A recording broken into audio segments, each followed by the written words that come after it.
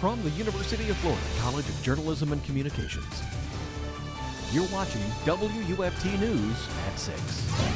A neighborhood is remembering its favorite restaurant that has brought them a way of life for decades.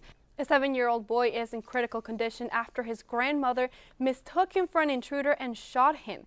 It happened overnight in Tampa. Sheriff's deputies say the grandmother said she had put a chair against the bedroom handle for extra protection. When she heard the chair slide, she thought someone was breaking into her room. She said she grabbed her gun and fired one shot toward the door. Deputies say the bullet hit her grandson in the upper body. And the search continues for a 14-year-old missing girl in Fort Lauderdale. Shayna McBride's family say the last time they saw her was 4 days ago on their boat. Dive teams searched waters in that area but came up empty-handed. Her family, who thought there may have been an accident, considers that a small victory.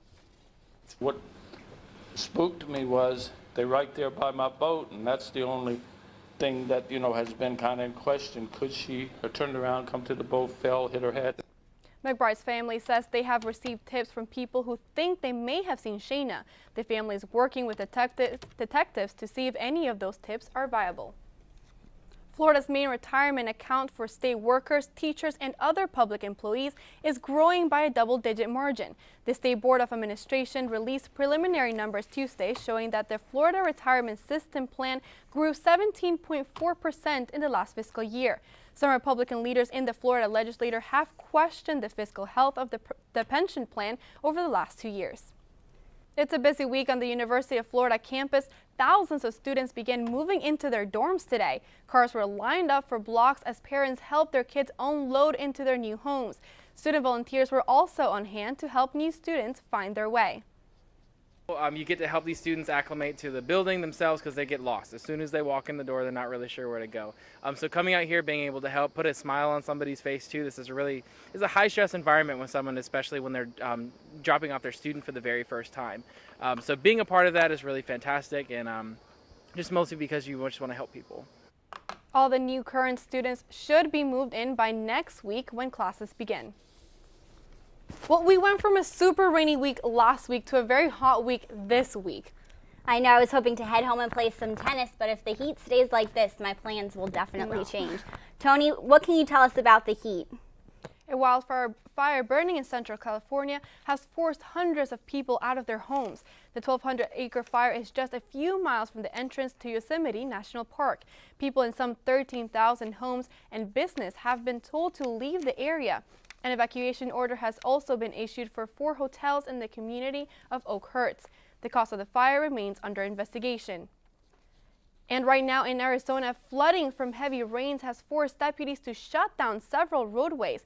Aerial video shows some horses looking for higher ground after morning flash floods. Drivers have had a hard time making it through the high waters. Some attempted to drive through but got stuck in the mud. No injuries have been reported. A Gainesville High School student gets national recognition. Straight ahead, the grant she received to help her conduct research on moths. You're watching WUFT TV News.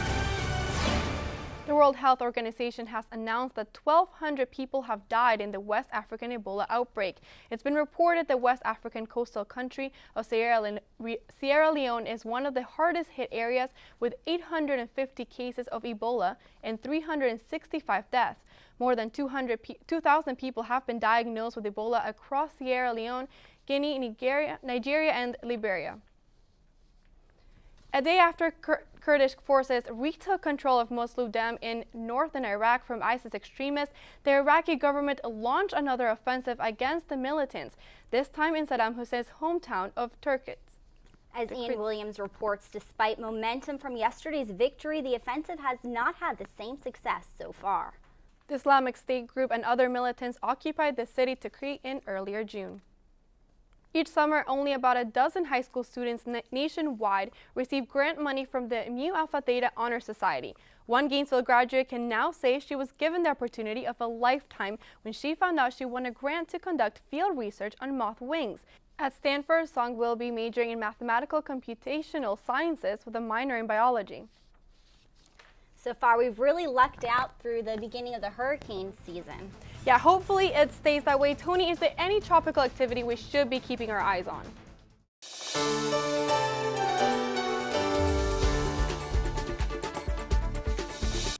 Thanks, Tony. Well, the Gator football team is one step closer to finishing fall camp. It really seems like August 30th can't get here soon enough. Our own Nancy Cook is in the newsroom with the latest on the Gators. Thanks, Tony, and thank you at home for watching WUFT News at 6, a production from UF's Innovation News Center. We'll see you again tomorrow, and don't forget WFT News is always on at WFT.org. The Nightly Business Report is coming up next. Good night.